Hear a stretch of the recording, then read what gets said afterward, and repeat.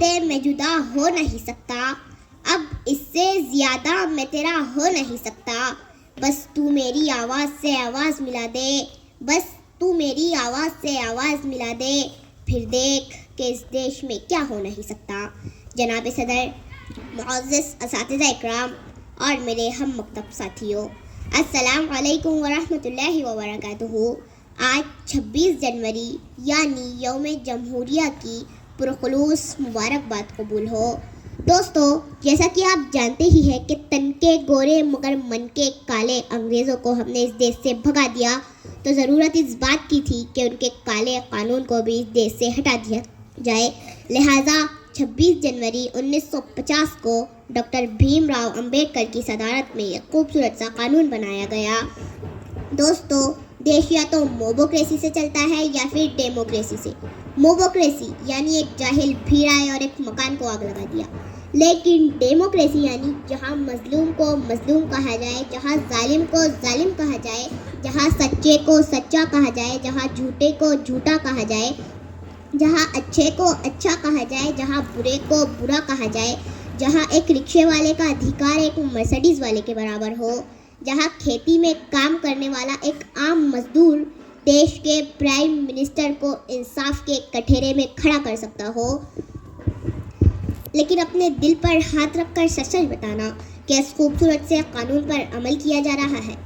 نہیں۔ کیوں؟ کیونکہ سیاست اس وطن کی اس قدر گندی نہ تھی پہلے، ردائے مادر ہندوستان میلی نہ تھی پہلے، مگر پہلے سیاست میں لفنگے بھی نہ آتے تھے، گلی کے چور اچکے جیب کترے بھی نہ آتے تھے، جو ہوتا تھا شریف انصاف پہنتا تھا وہی کھدر، جو باعزت ہوا کرتا تھا بنتا تھا وہی لیڈر۔ مگر اب تو شریف انصاف کی گنجائش بہت کم ہے اور سیاست میں وہی آتا ہے جس کے ہاتھ میں بم ہے۔ تعصب کو بڑھاوا دینے والے رہبروں بولو، ضمیر و ظرف کے سوداگروں اپنی زباں کھولو، تمہارا فرض کیا ہے اور یہ کیا کر رہے ہو تم؟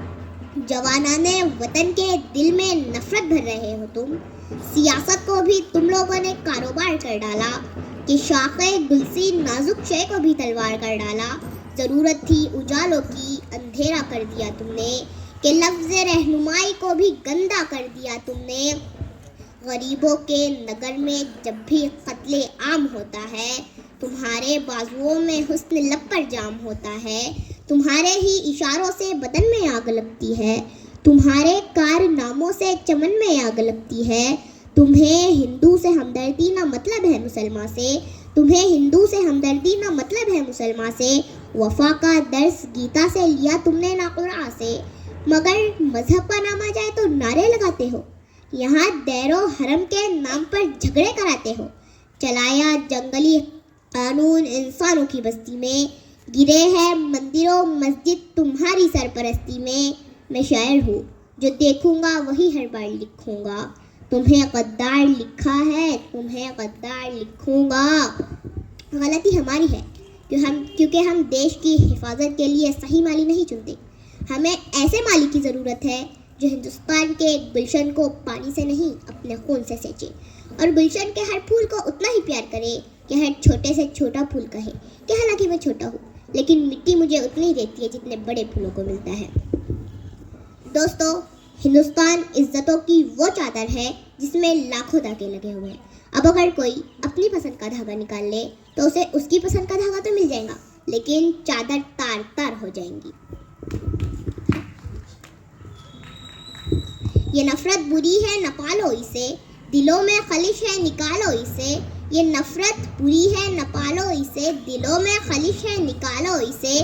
نہ تیرا نہ میرا نہ اس کا نہ اس کا، یہ سب کا وطن ہے، بچا لو اسے۔ شکریہ۔